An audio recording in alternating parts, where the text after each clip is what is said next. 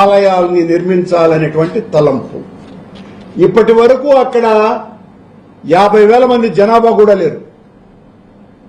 ఆయనకు ఆలోచన వచ్చింది, ఎలా మొన్న ఒక 3 నెలల క్రితం కూడా బోర్డు సమావేశంలో కోయంబత్తూరులో బాలర్ జయరామ్ అనేటువంటి ఒక పెద్ద రియల్ ఎస్టేట్ కంపెనీకి బాలా జీ స్క్వేర్ అనేటువంటి కంపెనీ చేసేటువంటి రియల్ ఎస్టేట్ వెంచర్ లో కూడా దేవాలయాన్ని కట్టాలన్నటువంటి నిర్ణయం సాక్షాత్తు ముఖ్యమంత్రి కార్యాలయం నుంచే టీటీడీకి అందింది. అది మేము బహిరంగంగా కూడా చూపటం కూడా జరిగింది.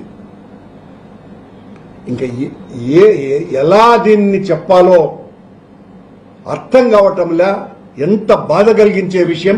ప్రపంచంలో ఎక్కడా ఏ ప్రాంతంలో కూడా ఎంతో మంది దాతలు, చివరకు తమిళనాడులో చెన్నైలో ఉన్నటువంటి ఆ ఇన్ఫర్మేషన్ సెంటర్ దగ్గర ఉన్నటువంటి గుడిలో ఎక్స్టెన్షన్ కోసమని కొందామంటే కూడా టీటీడీ అంగీకరించాల. అప్పుడు అక్కడ ఉన్నటువంటి ఆ కమిటీ చైర్మన్ తను స్థలం కొని ఆ ఎక్స్టెన్షన్ కు స్థలం ఇవ్వడం జరిగింది.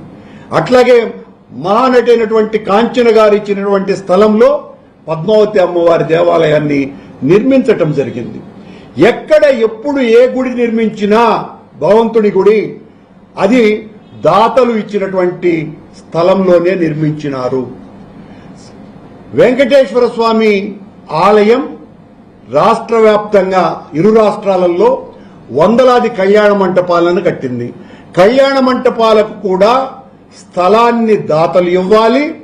40% టీటీడీ నిర్మించేటువంటి నిర్మాణానికి వాళ్ళు డిపాజిట్ కూడా చేయాలి. కానీ ఇక్కడేం చేసినాడు చంద్రబాబు నాయుడు గారు? ఒకే ఒక్క గుడి, వెంకటేశ్వర స్వామి గుడి, వెంకటేశ్వర స్వామే స్థలం కొనుక్కొని నేను గుడి కట్టుకుంటాను అని చంద్రబాబు గారిని భంగపడి గుడి కట్టించినట్టుగా ఉంది. ఇంతకంటే ఘోరాతి ఘోరం, దారుణాతి దారుణం మరొకటి లేదు. అందుకే ఇవన్నీ కూడా వెంకటేశ్వర స్వామి ఒక్కొక్కటిగా బయటికి తీసి మా చేత పలికిస్తున్నాడు. ఈ రోజున నిన్న ఇందాపూర్కు సంబంధించిన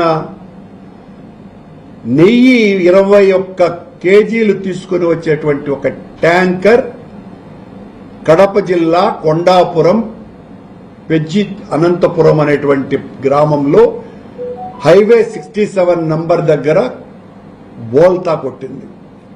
ఇక్కడ ఆశ్చర్యం కలిగించే విషయం ఏంటంటే, బాధ కలిగించే విషయం కూడా,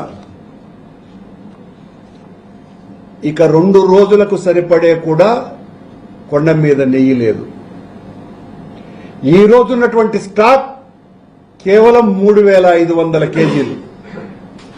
దీన్ని బుకాయించవచ్చు, ఆ పిఆర్ఓ చేత ఒక ప్రకటన కూడా ఇప్పించవచ్చు. ఎంత నిర్లక్ష్యంగా వ్యవహరిస్తున్నారు. ఇందాపూర్కి హెరిటేజ్కి ఉన్నటువంటి సంబంధం మొత్తం లోకమంతా బయటపెట్టిన తర్వాత స్వామివారి కూడా కన్నెర్ర చేసినట్టుగా అనిపిస్తోంది ఈ సంఘటన వలన. ఏం జరుగుతోంది? నా గుడి పట్ల ఇంత అపచారం ఎందుకు చేస్తున్నారు అని. వీటి గురించి స్వాములు స్పందించాల్సిన అవసరం ఉంది. ఆయన ఎవరో శివానంద సరస్వతి అని ఊరికని మాట్లాడుతూ ఉంటాడు. నువ్వు స్వామి అయినంత మాత్రాన నీవు ఏకపక్షంగా తెలుగుదేశం జెండా ఎత్తుకొని మాట్లాడితే నీ గురించి మాట్లాడకుండా, నీ గతాన్ని లోడకుండా ఉండం. స్వామి, నువ్వు తెలుగుదేశం పార్టీ కార్యకర్తలాగా మాట్లాడుతున్నావు. వెంకటేశ్వర స్వామి భక్తుడిగా మాట్లాడడంలా. భగవద్గీత నువ్వు చదివిన వాసలో నిన్న మాట్లాడతాడు ఇష్టం వచ్చినట్టుగా. రోజు మాట్లాడుతున్నాడు, ఎట్లంటే అట్లా. దైవ దర్శనానికి సంబంధించిన టికెట్లను పొందటం కోసమని ఒకరి స్వార్థానికి బలైపోవద్దని ఈ సందర్భంగా గుర్తు చేస్తూ, మీలాంటి వాళ్లు పోరాటం చేయాల్సింది దాదాపు 3,000 కోట్ల రూపాయల విలువైన స్వామివారి పాదాల చెంత